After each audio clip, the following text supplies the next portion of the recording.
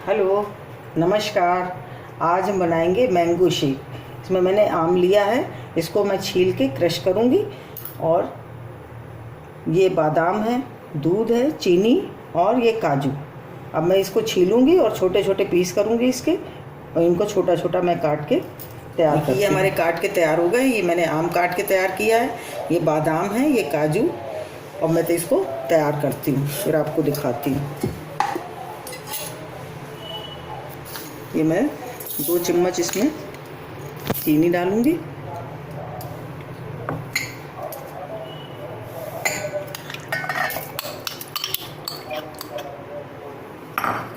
अब मैं इसको पहले एक बार चलाऊंगी, फिर मैं दूध डालूंगी।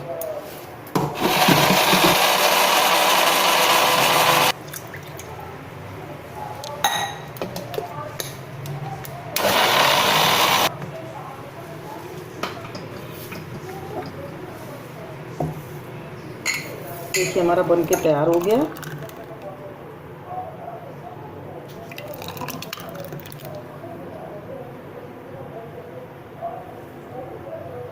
मैं इसे बादाम से गार्निश करूंगी।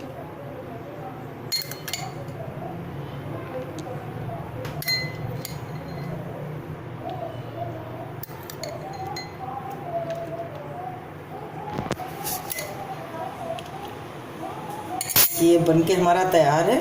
आप भी बनाइए और कमेंट करिए कि आपको कैसा लगा। तैयार है, देखिए।